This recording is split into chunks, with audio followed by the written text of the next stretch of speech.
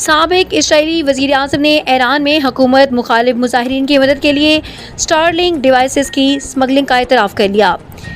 نفتالی Bennet نے کہا کہ ان ڈیوائسز کا مقصد مظاہرین کو باہم رابطہ رکھنے اور بالآخر ایرانی حکومت کو گرانے کے قابل بنانا تھا۔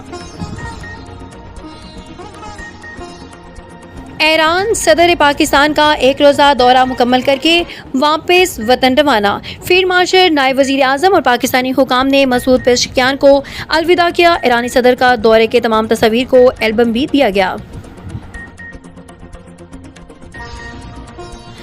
آبنائے خمس عالمی آبی گزرگاہ، کوئی ملک فیس عائد نہیں کر سکتا، امریکہ نے واضح کر دیا۔ عالمی آبی راستے پر ٹیکس یا فیس لگانا بین الاقوامی قانون کے خلاف ہے۔ امریکی وزیر خارجہ، خطے کے تمام ممالک امریکہ کے موقف سے اتفاق کرتے ہیں۔ میری مولانا سے جو باتیں ہوئی ہیں وہ قبر میں میرے ساتھ جائیں گی۔ شہباز شریف، میرے ساتھ جو بھی باتیں کی ہیں وہ سریعام بیان کریں۔ سربراہ JUI۔ جو میری اور مولانا صاحب سے ہوئی ہیں وہ قیامت تک وہ قبر میں میرے ساتھ جائیں گی، میں کبھی بات نہیں۔ جناب اسپیکر، پرائم منسٹر صاحب نے جس محبت کا اظہار کیا ہے میں اس محبت کو ویلکم کہتا ہوں، اور انہوں نے مجھ سے اگر کوئی تنہائی میں ویسی بات کی ہے میں ان کو اجازت دیتا ہوں وہ ایوان کے سامنے کھل کر کریں۔ جی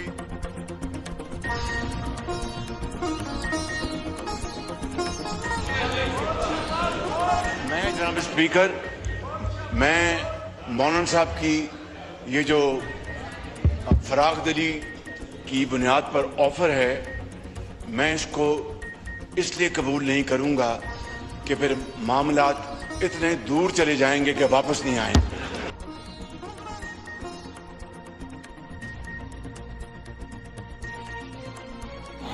خادم الحرمین الشریفین شاہ سلمان بن عبدالعزیز آل سعود نے سال 1448 ہجری کے لیے خادم الحرمین الشریفین گیسٹ پروگرام برائے حج، عمرہ اور زیارت کے تحت دنیا کے 16 مختلف ممالک سے تعلق رکھنے والے 1000 مرد اور خواتین عازمین عمرہ کی سرکاری سطح پر میزبانی کا حکم جاری کر دیا ہے۔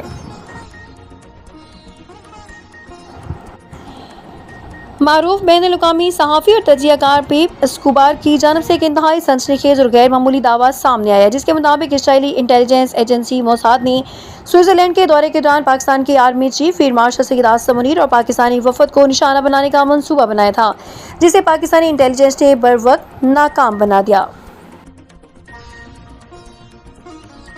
سرگودا میں 8 سالہ بچی سے زیادتی اور قتل کا ملزم CCD کے ساتھ مبینہ مقابلے میں مارا گیا۔ CCD ٹیم گرفتار ملزم کو قتل میں استعمال ہتھیار برآمد کرانے کے لیے لے جا رہی تھی کہ راستے میں پہلے سے گھات لگائے بیٹھے ملزم کے مسلح ساتھیوں نے اندھا دھند فائرنگ شروع کر دی۔